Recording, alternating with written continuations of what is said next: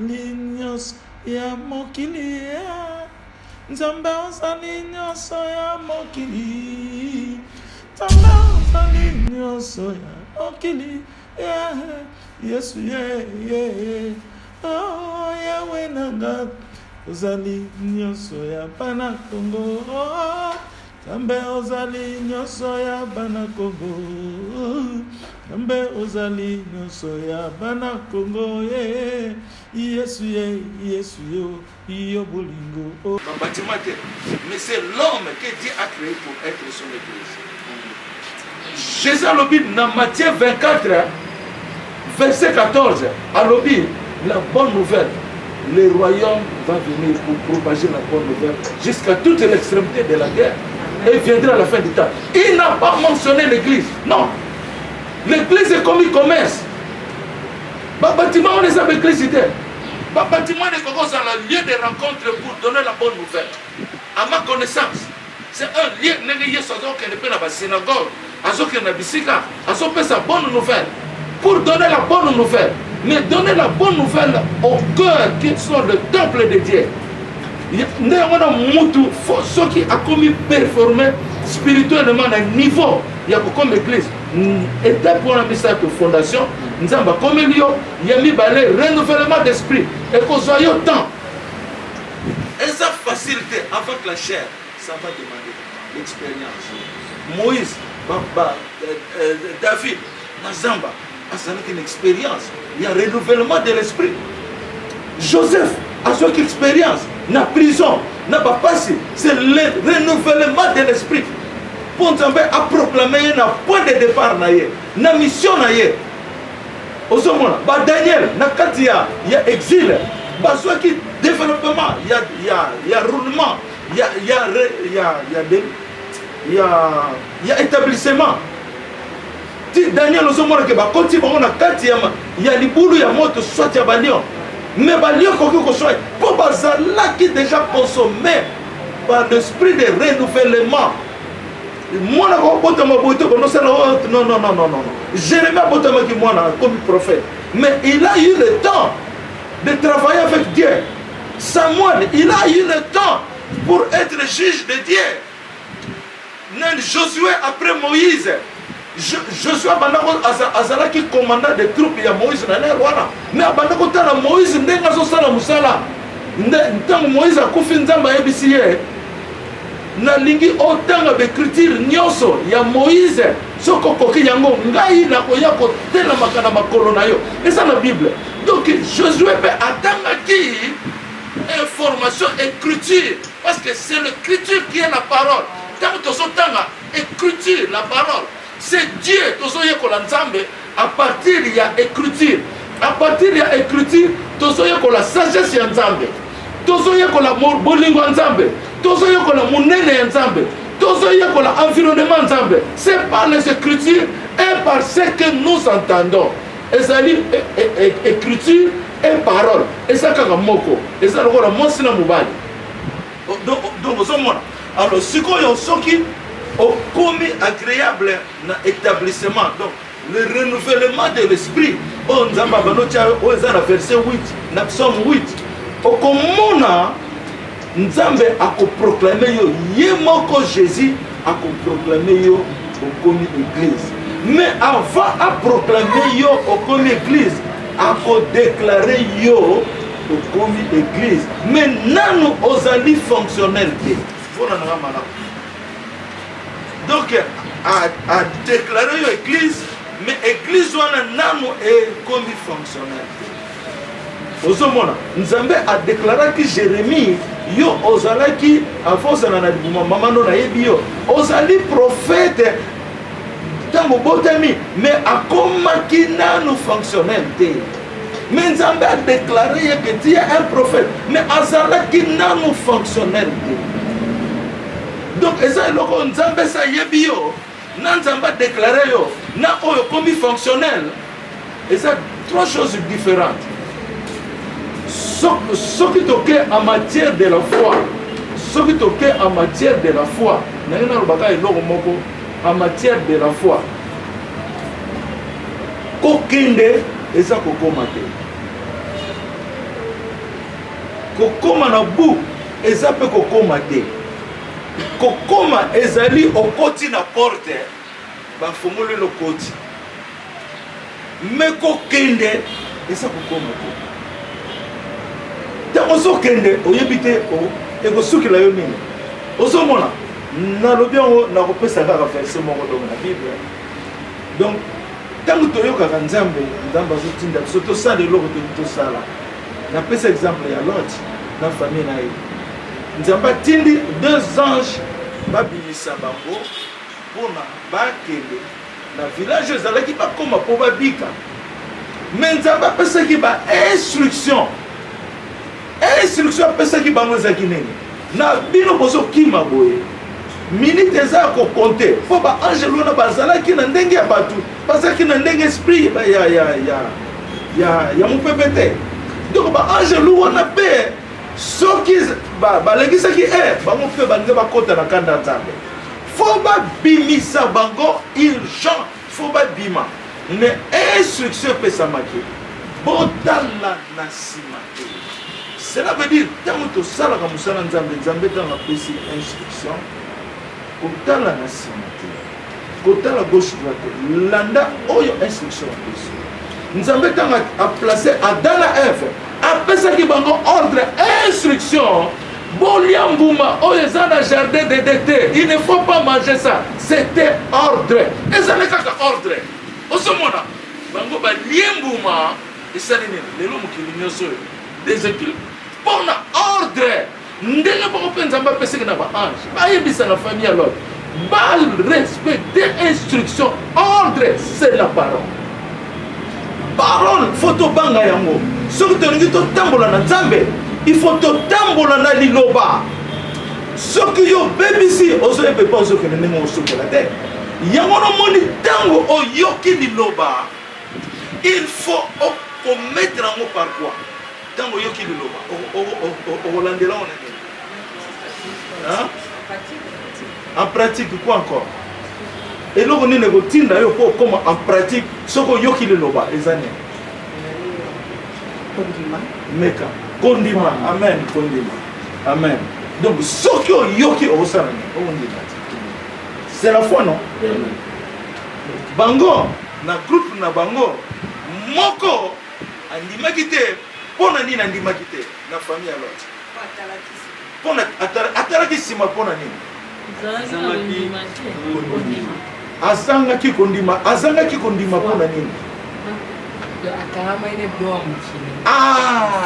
atalaki biloko na ye ya mokili donc tu ne peux pas combiner Dieu avec la chair tu ne peux pas combiner Dieu avec les choses que la chair porte parce que mokolo yo okende na cimetière biloko nyonso ne kotikala donc pensez même à ça que ozala yo moko na esprit mwasi wana atalaki babie na bango bato bazosika babie na biso eziki atikali mais eza bimaki yango wana kokende ezali kokoma te kokende ezali kokota na kati ya ndako te il y en a 3 choses différentes oyoki obandi kotambola faites attention okozwa bakomba le chien aboie na caravane passe okozwa batentation ya ndenge na ndenge po Satan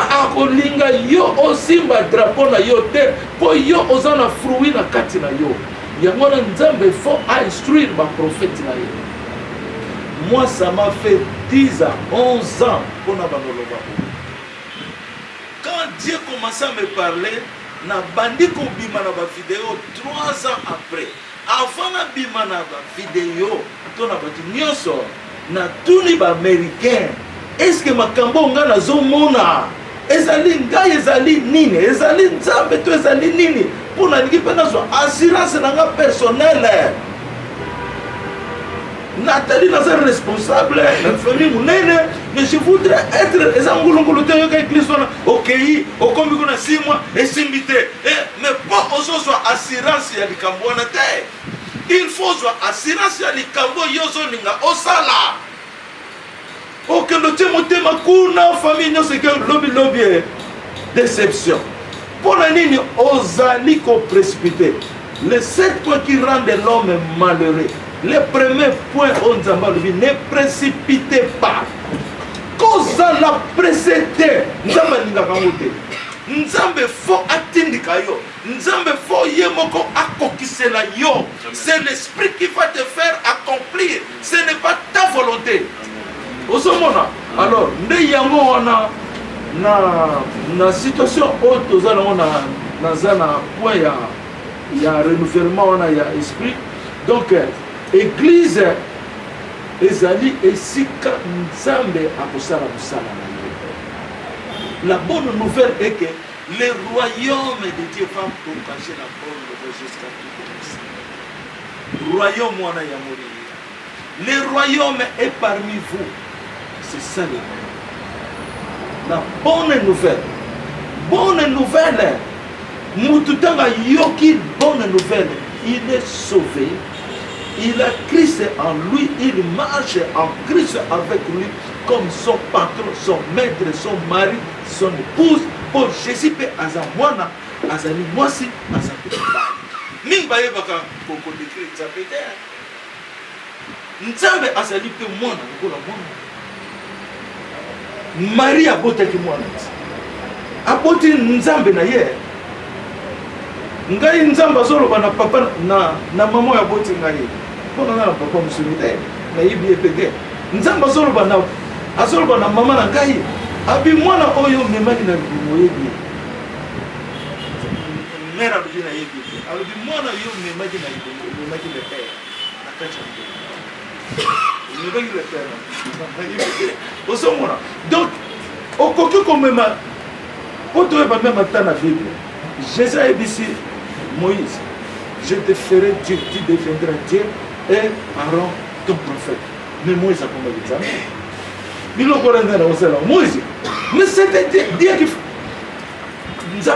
Moïse est complètement semblant que Moutouna soit ça. Mais c'était bien.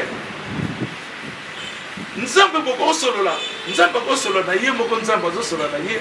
Na zo solo ye moko nzambe zo solo na ye moko nzambe. Nzambe za munene trop. Il est trop grand. Nalobi eloko moko nzambe c'est esprit. Asala ki mutu po ye aya ko vivre na mutu. Mutu azala ndaku ya nzambe. Yango neza objectif nzambe asale la ki mutu o kutu na loba mote nzambe lobi na lelo. Nzambe c'est esprit. Mais nzambe aya ko fanda na. D'accord. Donc puisque tout ça porté nzambe. Esprit est fondé dans la quittité. Esprit est dans la tronité. Tu ne peux pas voir l'esprit comme ça. L'esprit manifeste à celui qui est la chair. Il y a mon nzambe avant ça la mokili. C'est que l'on a été sur ce niveau. Nzambe avant ça la mokili. Dans le premier jour, il a créé un homme pour faire toutes les choses qui est la chair. Dans l'icolo pour la chair. Amen. L'esprit ne peut pas faire la chair. Non. Dieu a déclaré. Nzamba zana makila na yena leo na. Nzamba zana makila misatu. Aza ya pembe, ya rouge na ya noir. Biso batu to salami na makila ya couleur nini? Non. Et rouge. Biso batu to salami na makila ya rouge. Makila ya rouge ezaka ya nzambe. Mais nzamba se différencier na mutu to kozana ndenge moko te yazana makila misato. Mais na mutu asali na makila na ye rouge. Sikoyo ezala biloko mine, eza esprit, eza mai, eza quoi encore? Esprit, mai, quoi encore? Non, non, non. Esprit, mai, moto, nani, namu bébé, esprit, le vent. Il y a mine, ezali fonctionnalité. Si qu'on zambe face à la mutu, oyo, a créé biloko nyonso en chair. Parce qu'il y a cet esprit. Mais à ça, il y a mon esprit par le commandement de la parole. azwi mutu wana asali ye abengi ye oza libanga. Par cette pierre Nzambe asali eloko nyonso na likolo mpe na mabele.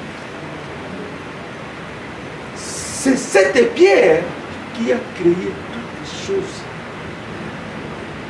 Azalaki mutu Jésus-Christ de Nazareth.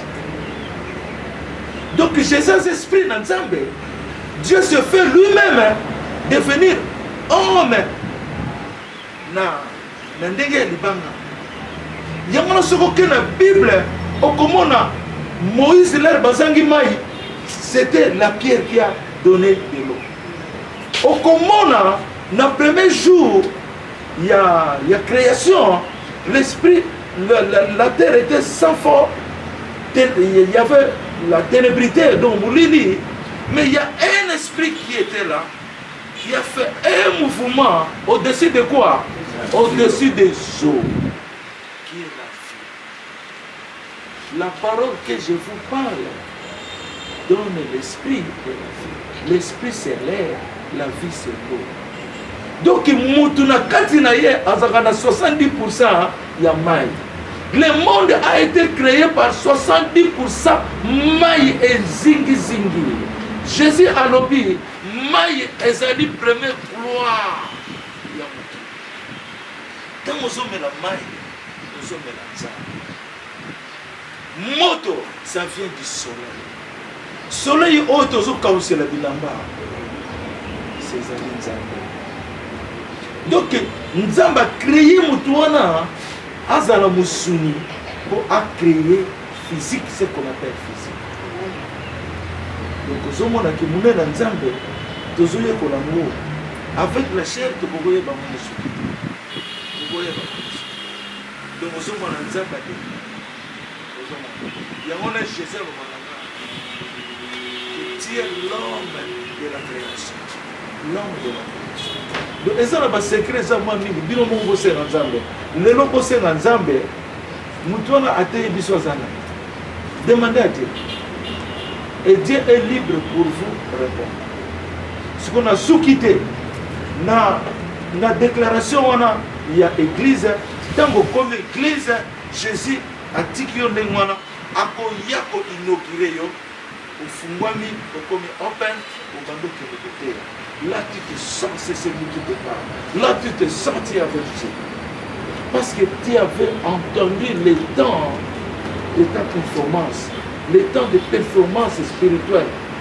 Va être fait. Et puis, tant il y a expérience, au passé par temps, il y a 7 ponts, soit 7 montagnes que tu vas traverser, tu vas parcourir. Il y a pas insulte. Il y a pas... Jésus a sali 3 ans de ministère, mais a sali 30 ans. Expérience. C'est beaucoup, hein? À ça de 30 ans d'expérience. Expérience, c'est pendant que tant que vous avez au bande d'expérience. Jésus a bandé expérience, tant que Hérode ou Anason n'a Aboukayak Abomaye. Expérience, c'est pendant que Babando filé. C'était l'expérience. À quelle Égypte? Expérience. L'expérience Congo a joué. Et c'est l'expérience Congo, c'est là qu'on a c'est l'église, tout côté ce qu'on a fait. Elle est le capitaine des États, sur les États, ou bien au quartier en haut, au bas de l'existence, sur l'équipe inévitable. Parce que tu es un policier, parce que tu es un monde qui est côté Mimiabana. Toujours partager parole. Oh, Mohamed, à ce terme, de l'autre, il y a des apôtres. Donc, Bolingo, on a senti que Bolingo est à la mon côté, n'a partagé Bolingo. Papa n'a pas Zambé. Quand on commis dans le moment, il y a souka pour changer forme. Nzambe alobi ba secret nyonso na Bible te faut to comprendre loko. Batuna qui est au moment mukili mukoloni, ce n'est que le Père qui connaît. Ba lo ba secret nyonso tout est. Non. Ba lo ba kodi nyonso tout est. Nzambe zo pesa liloba yende wana Jésus akoki koloba na ba synagogue. mais bakoya kotourne makambo nyonso alobi comprendre te akoya siko akobenga kaka badisciple parce que ce sont ces disciples qui ont été destinés pour n'a pas fait sa bonne nouvelle. C'était pas les autres, c'était 12 personnes qui ont été destinées pour donner la bonne nouvelle. Il y a un moment où on a fait bango, ah on a loba kiboy, et lingo loba boy, na loba kiboy, et lingo loba boy. Pour les pharisiens, bazala qu'on a banga iba secret. Si on le Congo est tondi ba elanga belé ya mystique, ba elanga tondi, il y a des choses démoniaques. Donc yoko makambo yo, mais ba comprendre la mot pété. Mais muto a dessiné na lilobo yo, ye wana nde akobika. Osomona siko tokena na don de la révélation. Don de la révélation ezali ndako ya Nzambe. Don de la révélation, d'abord révélation ezali mystère ya Nzambe. Révélation ezali sika mutu nyonso ayebi. Révélation ezali esika Nzambe. Ce qu'on appelle les révélations. Révélation nanga ezalaki bon, mais révélation ne fait la gagne yo na Nzambe bato musu bakoyeba ngote. Alors après yo ko témoigner na bato. Révélation esika mutu nyonso akoki komona ngo bote. Eza lokola na kati ya ndako wana tokokoyeba makambo eza kuna te. Na kati ya Nzambe yo koyeba makambo nyonso eza na kati ya Nzambe te. Il faut esprit ya Nzambe abimisa secret ya Nzambe po aya koyebisa yo. Mais soki esprit ayebisi yo te, yo koyeba makambo eza na Nzambe te. Pour esprit wana eza ya Nzambe eza lokola yo za esprit na yo. Oyebi makambo nyonso eza na kati ya motema na yo. Esprit na yo yebi. Mais Nzambe pas za ndenge wana. Esprit na ye eza kaka ye esprit ya Nzambe yenda yebaka makambo nyonso eza na kati ya Nzambe. Yango na apôtre Paul azoloba. Esprit azwaka le profond de Dieu aye kopesa biso. Po ye asa esprit na ye. Siko soki yo za esprit ya Nzambe okomi homme spirituel au nom de Jésus. Amen. Au nom de Jésus. Amen. Mais pas tout le monde qui homme spirituel. C'est l'église qui est homme spirituel. Parce que Nzambe aye kobala église na ye wana. Nzambe aye kobala. Oyo animaki liloba. Oyo alandaki ba instruction. Ya psaume 32 8. Oyo alandaki yango. Jésus aye pona kobala ye. Parce que yende mutu ayebi ndako ya Yesu na kati na ye. C'est ça la valeur d'une église. Une personne spirituelle. Okomi tungisa pamba kokene musika ba voyage ozo luka ba bikula yo ozo luka ba ko bikula yo pe échanger te. La souffrance fait que croître. Parce que pauvreté zo ya kaka makasi. Mais mutu soki Nzamba tombolio même ozola la devant 10 000 personnes 20 millions mais soki Nzamba lingio tu vas vivre bien. Amen. Pas d'exception. Tu vas vivre bien. Bati ba kutala mais yekende kutala nenga sa. Yazabo azana kimia. Po maman Liliane Tango atuna kanga ba question moko ezalaki que alobi na ngai mais prophète makambo yolo baka eza makambo kozala wate ekozala makambo likolo ngabi mama makambo nyoso ngana lobaka to komona ngwawa ye ya nani ya na yewa ngabi mama makambo ngana lobaka nyoso to ko vivre ngo awa to ko kota na millénium. Bible est le vérité ne se toute. Bible est le kakamuke. Le livre est la parcelle de la Bible. Nzamba lobaki azana livre ya munene. Livre s'appelle Jésus-Christ de Nazareth. Mais ce livre-là, c'est la parcelle de la Bible. Donc Bible est wuti na kati ya parcelle wana ya livre wana. Donc Bible c'est une partie, une saison. Mais il y a un continuel qui viendra, que Jésus a déclaré. Je vous envoie l'Esprit du Père. C'est l'Esprit qui va vous conduire afin que tout est vérité. Il va vous conduire afin que tout est vérité. En ce qui concerne les péchés, la justice et le jugement. Yewana akokondu, yewana komi livre bususu yene époque ya sika. Je vous envoie le consolateur, le droit de l'homme, il va vous conduire. Makambu ya lobby, o ya koloba. Eza na Bible te, ekozalanga na ba référence ya Bible. La référence ezali Esaïe 52 na suka ezolobake. Mutu ana kolobaka makambu oyo batu nangu bayokite. akosalaka makambo oyo bato nano bamoni te. Ezali Emmanuel oyo abotami qui est le fils de Dieu. Ye nde aye, c'est le même Jésus aussi. Yesu alobi ngai nalobaka na ye, ye ayokaka ngai, il est mon témoin. Vous aussi, vous êtes mes témoins. C'est une nouvelle génération. Il y a Emmanuel. Liloba ya Nzambe jamais écouté pour cela parce que Dieu est vivant éternellement. On ne peut pas arrêter Dieu. Nzamba loba nanga ba prophète ba kanisa ki liloba na ye suki. Mais liloba na ye suki te pour que suka te. Dieu est vivant éternel. Alobi liloba na ye so tambola na Elinzesa. Lokola mbula. L'air nazo so ba message na 10 ans na fanda kikumbi. Akobanda koloba nanga banda 23h. 16h, aux en avion, aux hommes, nazaki d'avion, ayoko zelanga yambi ngai. Après si ngambote na moni na Jésus alpha omega. Face à face. Mais na katime. Tomi kutani susubo. Alobi nanga comment tu te sens? Yemo arepon. Je me sens comme tu te sens. J'ai fait la trompette devant le soleil pour la libération ya mokili. Ozomona. Donc ozomona ezo le cas spirituel. Mais ça va consommer par la chair. Ozomona. Nazama kobanenya likambu ya il y a même pour tous ces il y a même il y a révélation. Révélation ezanda ku ya Nzambe. Kuna sokoti babali yotisha. Osokoti babali yotisha. Okomi moko na Nzambe. Yango na Yesu alobana. Nazali moko na bino. Nga naza na kati na bino. Bino boza na kati na nga. Bato yo ba oyo ba ndimaki koza l'église. L'église de corps de Christ. Ndeye wana mwasi oyo Yesu aye kobala alatisa voile na ye azobenga ye Gloria. Donc alobi Afrika ekomi glory. Donc pona bato oyo bayambi liloba ya Nzambe. Pona bango Nzamba ye pona aya kusukisa pasi ya mokili. Asukisa pasi ya Congo. Congo esi ekomaki déjà libéré. Nazo ebisabela. Amen. Congo ezali Israël royaume Congo. Bako benga kango royaume de Sion. Royaume de Sion. Congo e nyokwami ezalaki nzela pona biso tokoma boye. Otokota penza na Nzambe na mozindo.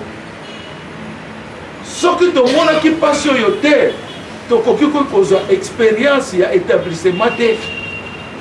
Mais tant que tozoleka na établissement Nzambe asa koétablir biso akopose biso ndenge alingi akonyokola biso akoforme biso akotia biso mpena po toyeba ye po tokoma ya ye spécial. Et ça te que okomaki ya ye okomi kono changer. Non, okokoma ya ye libela. Libela muto oya kolongola yo epai na ye azali te. Akozalaka te abotama pete akobotama te. Soki Jésus a scellé comme église na ye, c'est fini. Oyo batengamaka nano bakomi église te. Bakoma na église te. Il y a une photo, il y a la vérité. Il y a l'église par la parole de Dieu. Nous portons Christ à nous-mêmes. Il y a la révélation. Et puis, ça m'a dit que nous avons un miracle, un plan de la vérité. Il y a un don de la révélation.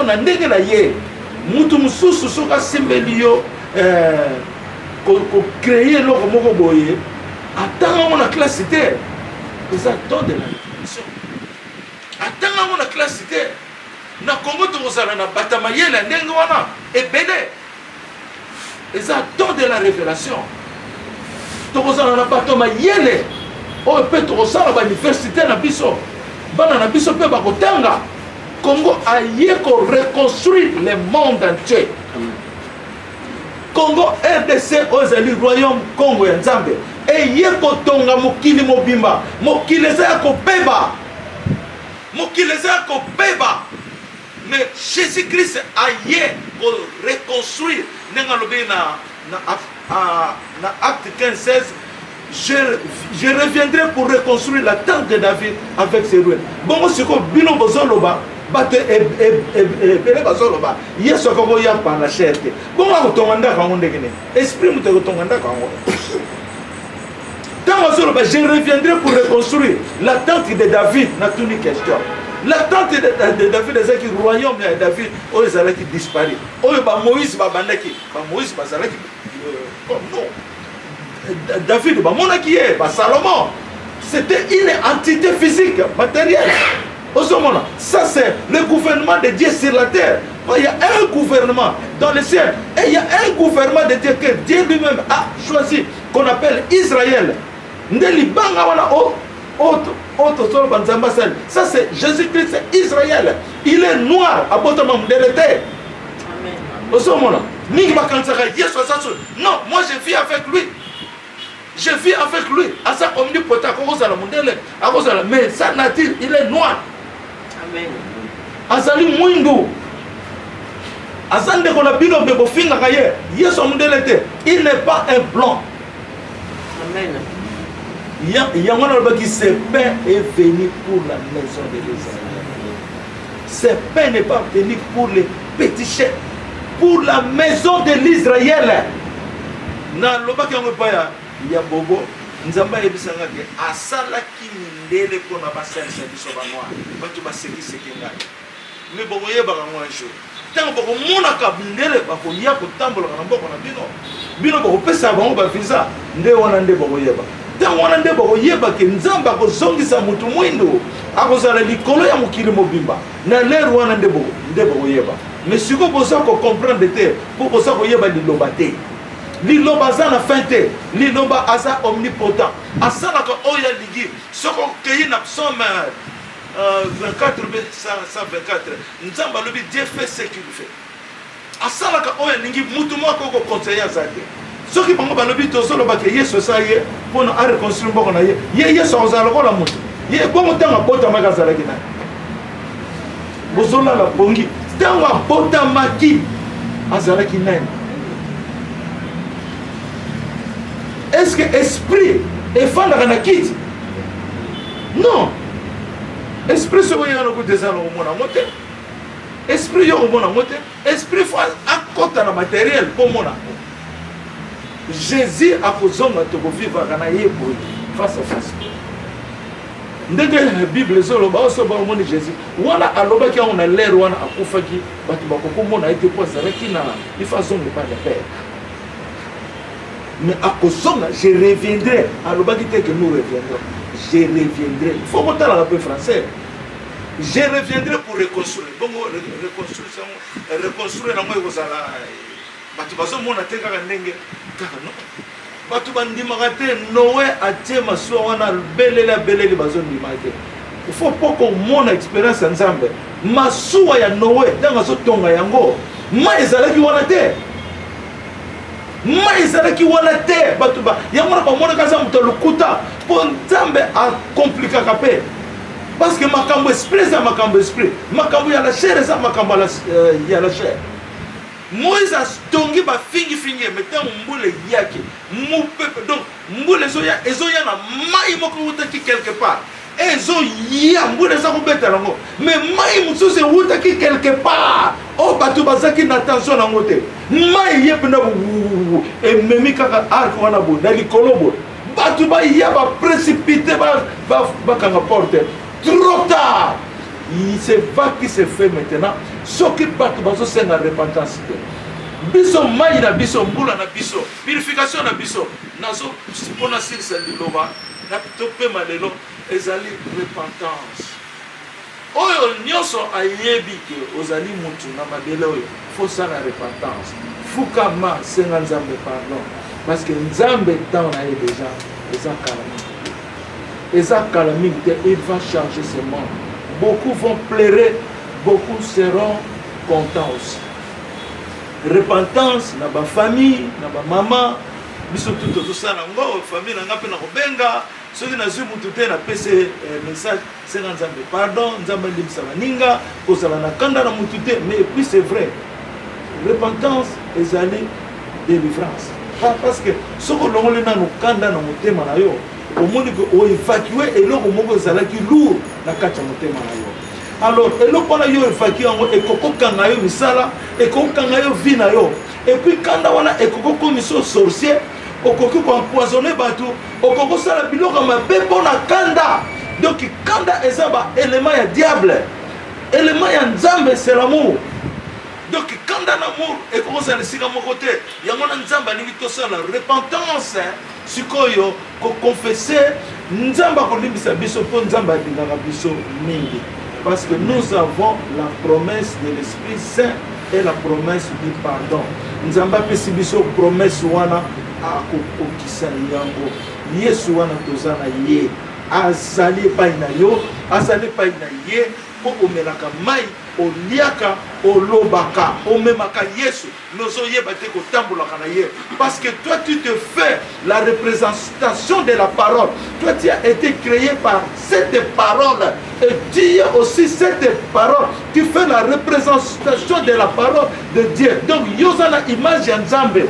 Bon, nakanisi to pemi wana lelo nambala sima toko solo la lisusu oyo nyonso balandi yango bazala kobika bazali délivré bazwi mwinda ya Nzambe bokontinue kovivre na bolingo wana bozwa yango bolanda lisusu te mutu atya yo mutu parce que yo oza image mutu atya loboko na mutu yo oza image ya Nzambe. Nzambe aza na kati na yo na croyance na yo na kondima na yo Lot Nzambe atindaki ba ange lupo abikisa bango mais ye moko Lot ayebaki te que Nzambe azotinda ba ange. Lot ayebaki te ba kotumba Sodome ayebaki te Nzambe mutu ayebaki mais parce que Nzambe atalaki relation ya Lot na mon année Abraham Nzambe atalaki relation ya mona auto so benga relation ya biso na Nzambe to benga ngo communion. Eza communion na biso na Nzambe na relation na Nzambe ko sauver mwana na yo. Lobi to zui message maman na biso royaume abenga lobi ke eza na maman moko bo to sambela na ye bana na bango mibale ba porter disparition na so mona te moko za 6 ans moko za 4 ans. Ba yo benga na ba 0 1 bino boko yekola ko sambela mukolo nini kaka fobo benga kangai ne bino pe fobo yekola ko sambela parce que to zana mwinda ya Nzambe na kati na biso. Je vous dis la vérité to sambela ki mais na zangi na foi ngabi bana wana bazana bango quelque part mais ba bengi nga ya lelo na yesinga ki bana ngo baza quelque part mutu na oluka ya tika ba pour pour ma foi je prie pour tous les Congolais na sambelaka pona Congo mukili mobimba ke Nzambe salisa bato nga na so mona te yo so mona bango o baso puna na bapasi salisa bango. Donc puissance et divinité c'est pas la foi. Puissance et divinité et ça la bolingo. Puissance et divinité et ça la performance, la persévérance, détermination na yo, vérité na yo. Parce que ce que ça peut montrer, il y a vérité. Nzamba tempola na mutu aza vérité. Vérité za mwinda. Mais ce que ça na vérité te, ozolo bakitoko, mais vérité ezate, transparence ezate. Quels sont les principes de l'amour? Et ça quand mis ça discipline, fidélité et transparence. Donc ceux qui montrent à ça la discipline attends lingaka Nzambe ndenge nini. Au monde na Yesu te. Mais faut yo moko za na discipline, le respect vient d'abord en toi-même auto tangiawa. Respecter ma instruction. Et ça dit discipline parce que muto za na discipline a corrigé la vie là attends ta so sambela Nzambe te. Mais par la discipline parce que discipline est Nzambe. Discipline égale amour, amour égale Jésus. Donc par la discipline, nous avons réussi. Nous avons fait des musala, nous avons fait la discipline, nous avons vivre dignement. Nous avons fait fainéant. Donc il faut la discipline et puis il a dit fidélité. Fidélité, il faut la fidèle. Na maman na yo, na ndeko na yo, na basongolo. Fidèle, yo moko fidèle. Okomona taba ningi yo te, mais bakoyelela yo kaka. posa fidèle posa na discipline ata bakritikaka yo mais un jour nzambe akokokisa akolakisa bango ke wana aza fidèle na ngai nayebi so na mokili ezala kaka fo ebanda balinga yo te il faut banyokola yo ezala toujours c'est toujours ça okokoma zoba oyo bandoki balienga te nzambe aza kobongisa yo kaka nzambe azobongisa bapasi mosusu eza nango teke mpona bandoki non eza kaka nzela nzambe azolekela Job nzambe alingaki akomise double riche mais faut Satan leka nzela wana mpona asouffrir bana nyonso bakufi mais nzambe ntango yo kozongisela ye asoki double apoti bana kitoko koleka bana zeke na bango liboso donc nzambe akoki kokomisa yo spécial mais akolekisa yo na nzela toujours ya pasi mais toujours il faut ozala blende na molimo santo soko perde molimo santo tu vas être écrasé parce que Satan musalane ya mwana garde ta foi jusqu'à la fin de ta destinée soko perdre ngo tu es tombé oyo écrasé okei bakundi yo mais garde ta foi quel que soit comment garde ta foi en direct nazaki na problème moko na kini Yesu à répondre à l'obédience, moi j'ai enduré ma foi. Moi, Nzambe, j'ai enduré ma foi. Nzambe passe la makamuna na foi na ye. D'abord, Dieu exerce sa foi avant ça la création.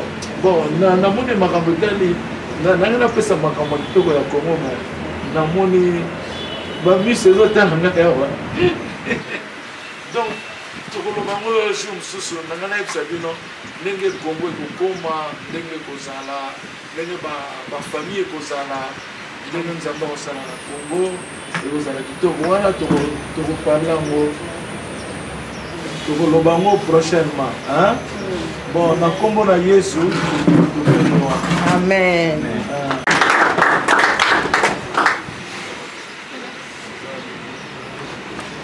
bakomotuna oyo motuna atunu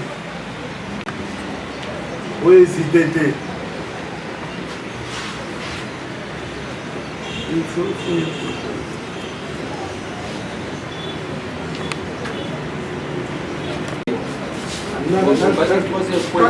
quatrième point na nini na sujet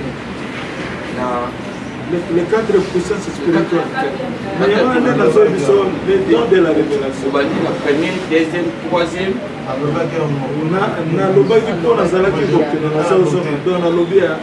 Le don de la révélation, ils allaient côté na Nzambe. Ils allaient ndako ya Nzambe, batu bakoyeba makambo eza na kati ya ndako ya Nzambe te.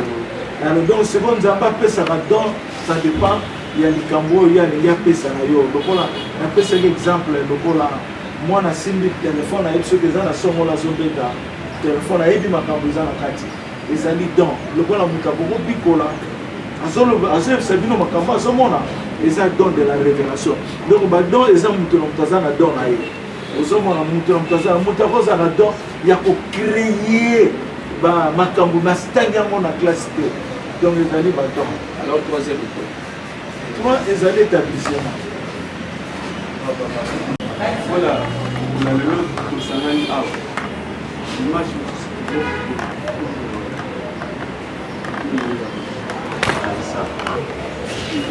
Bon, voilà, c'est celui qui